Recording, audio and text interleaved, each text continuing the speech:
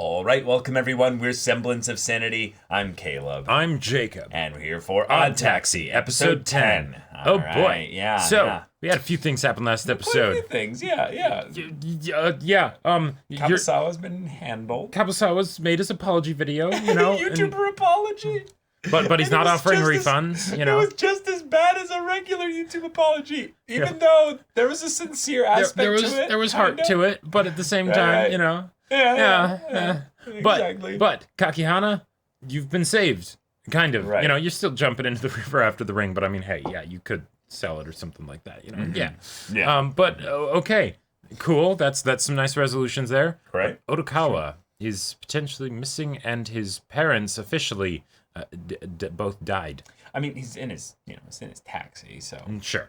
Yeah. But Otokawa and the mystery surrounding him. The story continues to focus on it deeper and deeper. Right. And Goriki is going closer and closer to this, to where it goes beyond, medical related stuff, and actually like learning a bit more about what makes this man tick. Wait, this man? I thought he was a walrus. Yeah, Wait, it's a good what? point. What? So, y'all, without further ado, let's get into this. All right, everyone, now be sure to go check out the reaction portion of the video in the description below, then come back here for the discussion.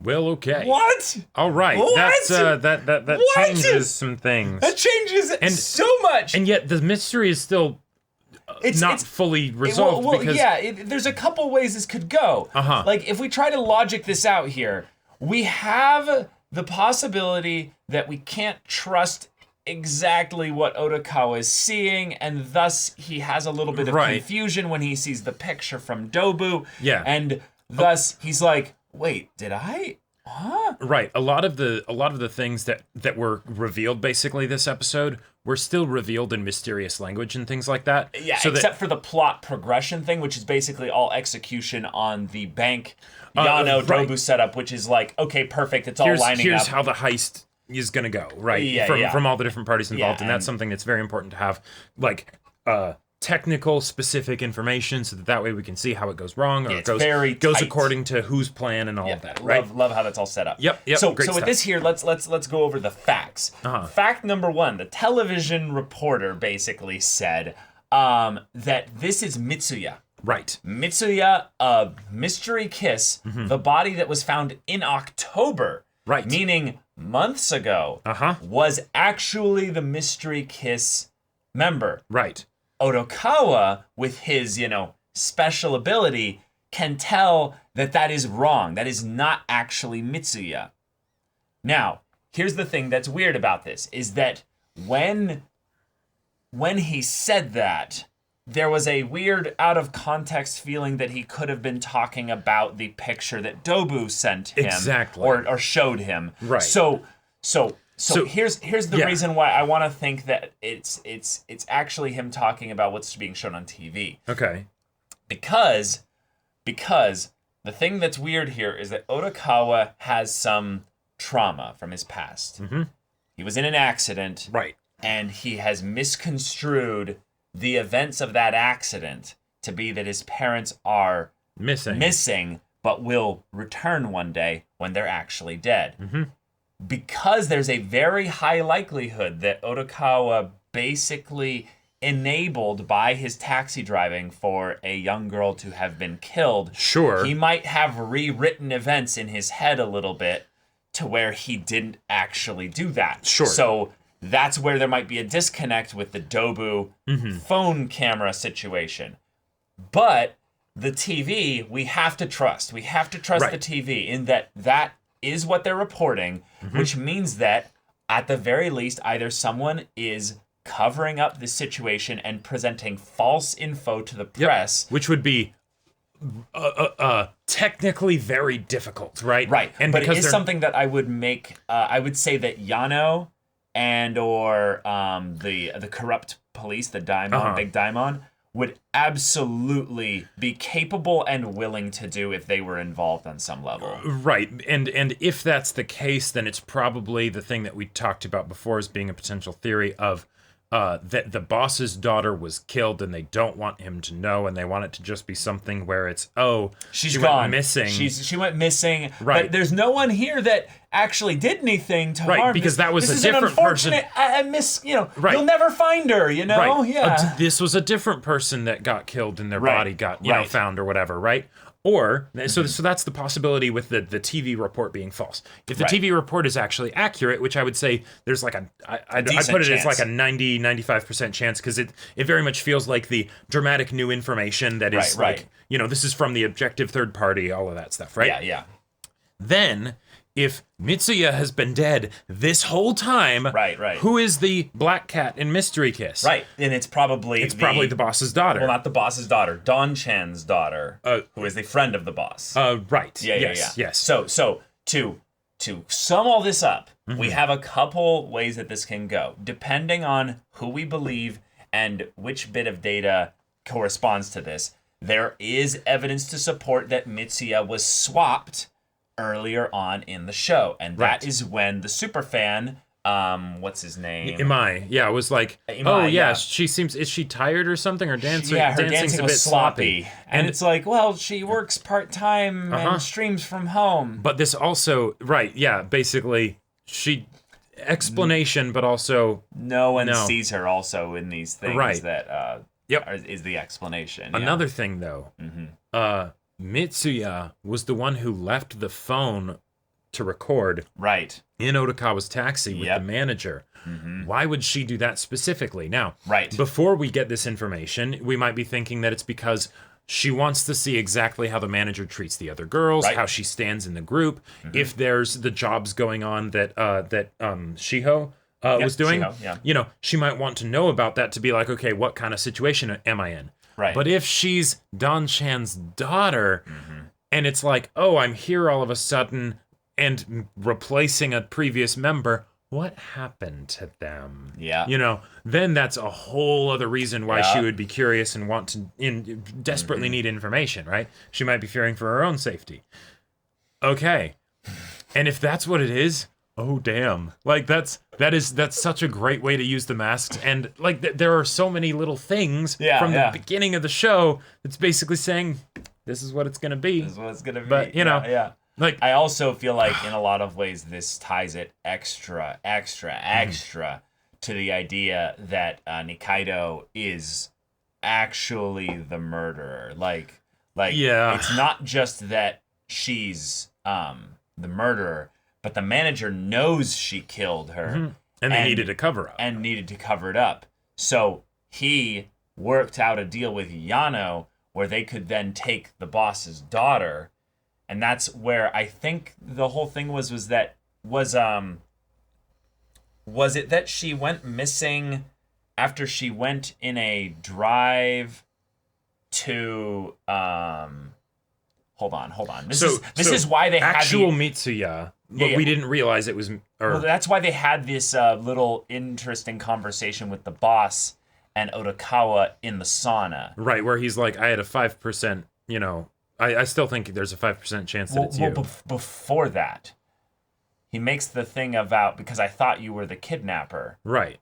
And the reason why he thought that is probably because of the taxi. Right. And...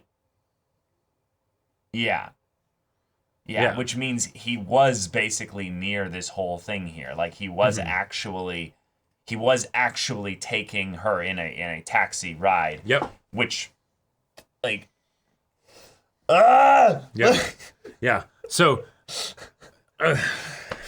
it's something where with mystery stories, right? Like mysteries, they're not generally like my type of story. But when you get them to work really well, you want it to be something where it's like, oh wow, I didn't see that coming, but also, how did I not see that coming, right? Well, it's basically where this show has been written so expertly that there's so many little details of info because primarily what I would say is that a lot of the characters in this story are there to add color and flavor to the world. Sure. But for the actual hard set of mysteries in terms of where is the missing girl? Is she dead? Who did it? And all that. There's also the element of what's going on with Otokawa. And I'm pretty sure I know what's going on with Otokawa. But the idea that all this other stuff surrounding it is to give context for these primary mysteries, but also to provide ammo for the writers to then integrate their stories with all the other stories, so it all spiderwebs what together. The real thing is until the proper time. Right, so that you're overloaded with almost too much information to where when you actually break it down and peel it all away, it's actually rather simple. It's all right there. And that's actually what usually frustrates me about mystery stories, which is why I love the way this one is handled so much. Because usually there's like the idea of like the red herring, right? Where it's basically just the chaotic mess, because there will be things that confuse the case but don't necessarily play into it. They're not intentionally put there to deter the detective. It's just random stuff that happens, right? Because chaos of life.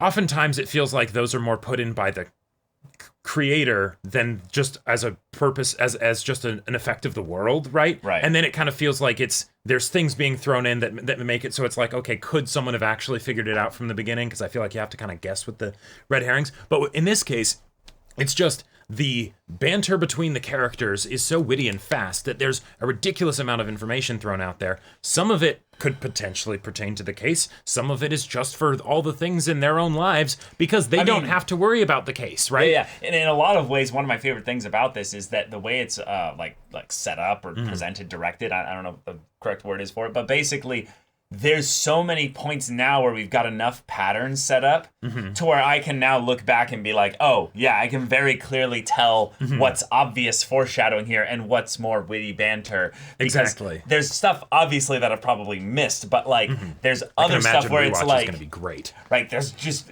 like, so much stuff set up. So I love that we get this conversation with Otokawa and the boss, because it's like, yeah, he's mirroring what we think as the audience of, I'm sorry we ever suspected you, Otokawa. There's still a 5% chance maybe, There's still a 5% chance you did it, but I'm sorry because I'm pretty sure you didn't do it. I'm 95% sure you didn't do it. Yeah.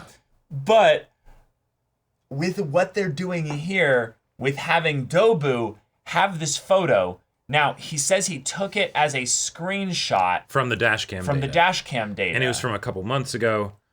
Yeah.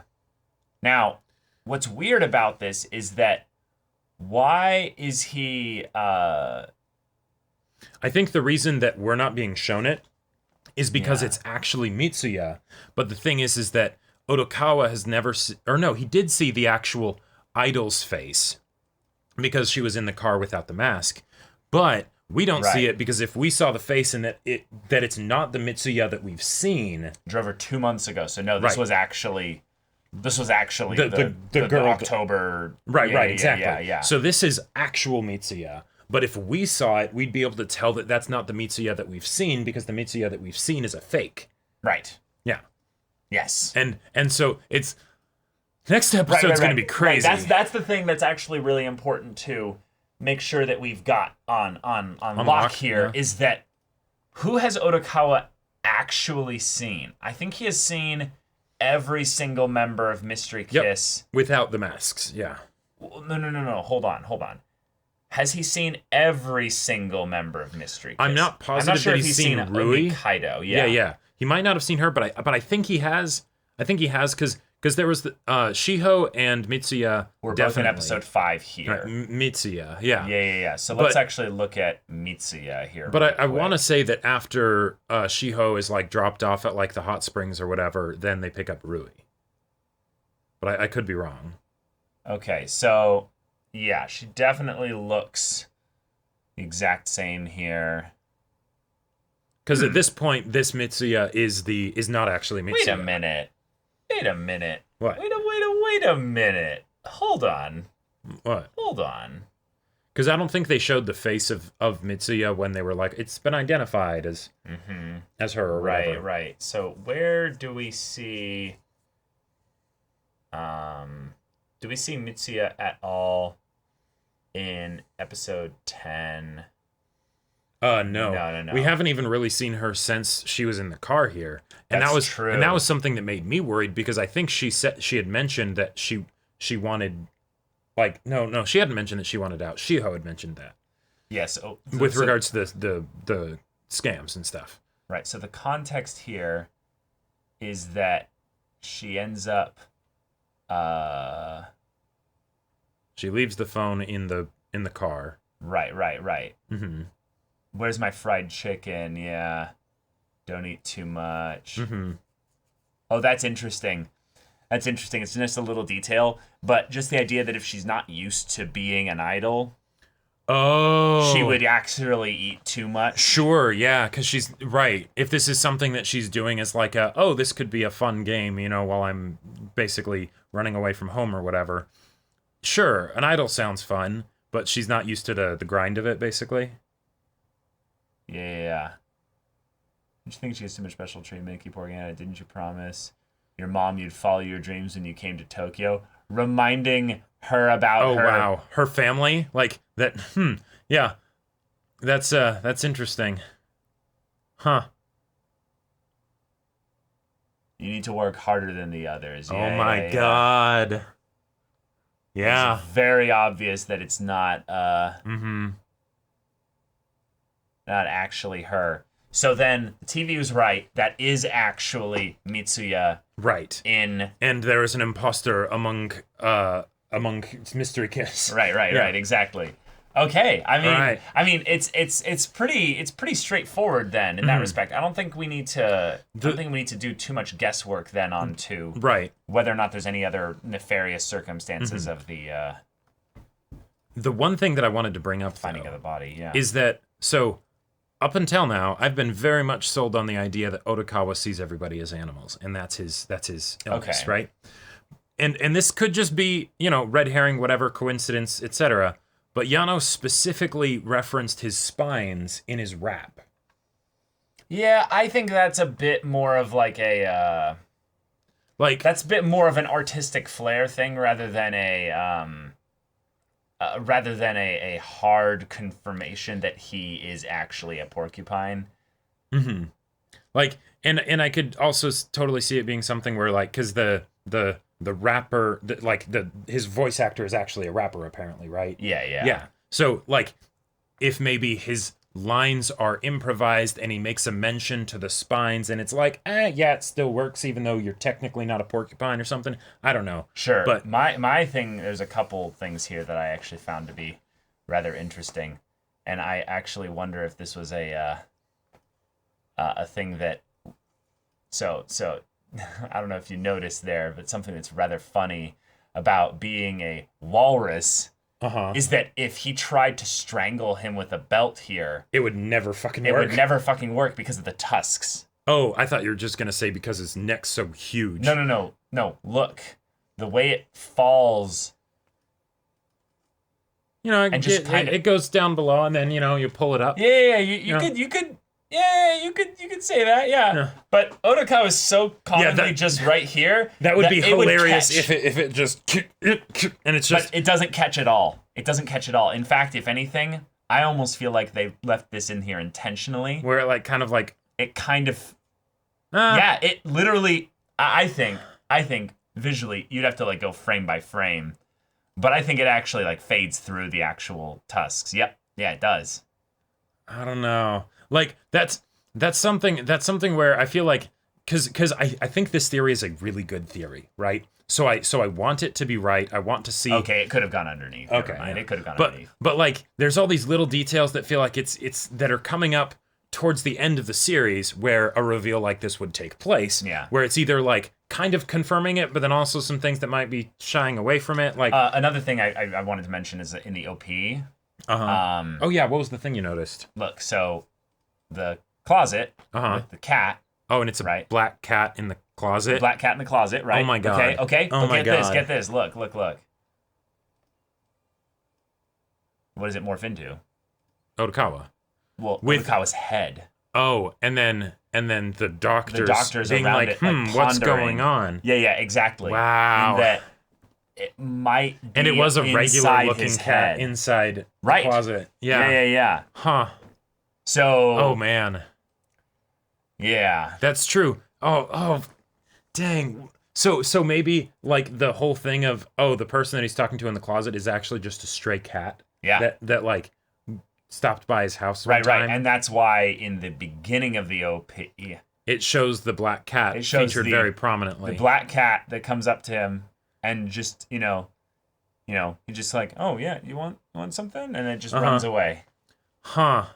Also, I just gotta say, Shirakawa was awesome this episode. Shirakawa, yes! Like that, and capoeira, yes! Right. I originally thought that it was something where she was following him because she heard about how he had been, how someone was like trying to kill him, you know? So she was like following him to be like, okay, I can do my fighting thing, right? Like I'll help protect him. But no, it was something else entirely, right?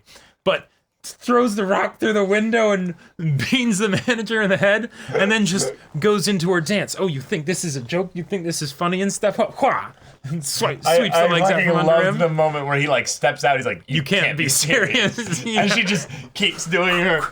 Like, and I love that even after she knocks him over, like she goes back into the dance thing. Like she's practiced this, but she's a resting pose. No, right. But it's also like she's not like a full-on like super black belt or whatever where she can like improvise with these moves. She goes back into the stance that she's taught because that's how she knows how to do her moves, right? But what I really love about this is that it actually makes sense now why she's doing this. She's shifting her weight.